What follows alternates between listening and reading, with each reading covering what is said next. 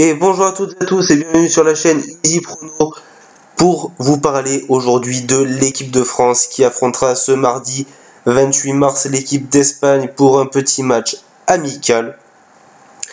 Donc avant de démarrer la vidéo, donc voici un nouveau format, donc fini le petit appareil photo où il y avait de légers tremblements, où j'étais un petit peu obligé on va dire de regarder le rendu, ce qui me laissait un petit peu moins de concentration pour ma parole. Me voilà libéré et vous voici donc face à un format que j'imagine bien plus agréable. Donc comme je le disais, nous allons partir pour l'analyse du match France-Espagne. Donc les statistiques tout d'abord, donc comme toujours pour les matchs internationaux, je vous présente un petit peu le classement FIFA.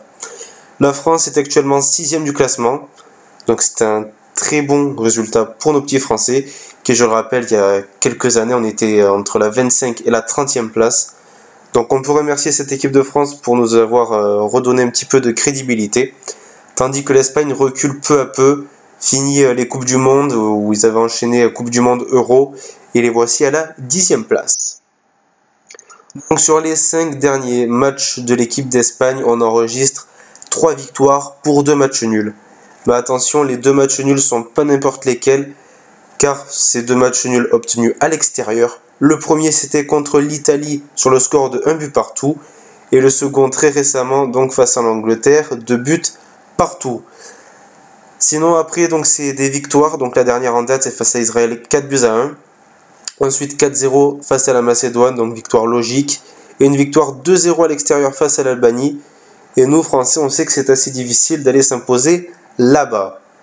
Notamment donc côté français, donc c'est 5 matchs, 4 victoires, 1 match nul. Donc le match nul a été dernièrement face à la Côte d'Ivoire, je ne sais pas si vous en rappelez, c'était un match vraiment moyen. Le dernier match c'était ce week-end face au Luxembourg, un match assez décevant, une équipe, je sais pas, ils ont trop joué au ballon, je pense qu'ils ont un petit peu sous-estimé cette équipe de Luxembourg, qui a quand même égalisé 5 à 10 minutes avant la mi-temps. Je rappelle que le Luxembourg, c'est soit des joueurs amateurs, soit des joueurs professionnels, mais tout en les respectant bien sûr d'un niveau assez faible, c'est-à-dire que soit ils sont remplaçants, voire dans la réserve, et que les joueurs français, comme vous le savez, jouent en Première Ligue, en Liga et bien sûr en Ligue 1. Donc avant le Luxembourg, avant la Côte d'Ivoire, il y a bien évidemment eu 3 victoires. Donc 2 buts à 1 contre l'équipe de Suède, donc on s'en rappelle également, une victoire assez poussive également. Une victoire aux Pays-Bas sur le score de 1 but à 0. Et une victoire en Bulgarie, contre la Bulgarie, à domicile, 4 buts à 1.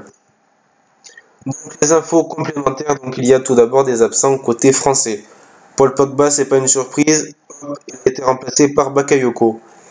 Sidibé, si vous avez vu le match ou si vous avez vu l'actualité, s'est blessé face au Luxembourg. Il sera donc remplacé par Sébastien Corchia.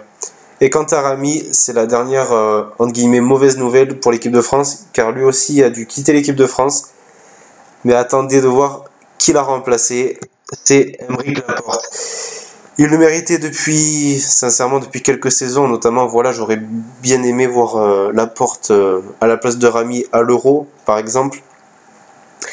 Donc Laporte qui aurait pu également être sélectionné en équipe d'Espagne, car il a la double nationalité, et pour lui comme un symbole il sera vraisemblablement présent contre l'équipe d'Espagne. Donc c'est un petit peu un symbole pour lui, et c'est une très bonne nouvelle je trouve pour l'équipe de France. Côté Espagne, Diego Costa est très énervé. Alors pourquoi? Car il est très incertain et il devrait être remplacé par Alvaro Morata, donc le joueur du Real Madrid qui remplacera très certainement la place du titulaire Diego Costa. Donc les cotes et pronostics, donc l'équipe de France favorite à domicile cotée à 2,40, le match nul coté à 3,10, tout comme la victoire de l'Espagne cotée également à 3,10. Pour ce match, je vous conseille tout simplement la double chance équipe de France ou match nul coté à 1,23. Après, si vous voulez vraiment choisir une des 3 possibilités pour gonfler vos gains, sincèrement je partirais sur un match nul. Alors pourquoi? Donc comme je l'ai dit avant, les Espagnols à l'extérieur ont fait 2-2 face à l'Angleterre et un but partout face à l'Italie. Donc à l'extérieur face à des grandes équipes, ils se débrouillent, ils sont présents. Alors que côté français, on l'a vu face à la Côte d'Ivoire, la Suède, le Luxembourg, c'est assez poussif. C'est pas l'équipe de France qu'on a vu à l'Euro. Mais à domicile, porté par nos supporters français au Stade de France, je pense qu'ils éviteront très largement la défaite.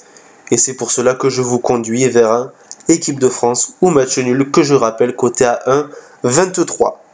Si vous avez aimé le nouveau format, si vous aimez mon contenu, je vous invite à laisser un petit pouce bleu, à vous abonner si vous êtes nouveau pour tout simplement découvrir de nouveaux matchs très bientôt, notamment avec la Ligue des Champions, les finales nationales et tout ce qui suit. C'était Easy Prono, je vous souhaite une bonne journée, une bonne soirée et à la prochaine.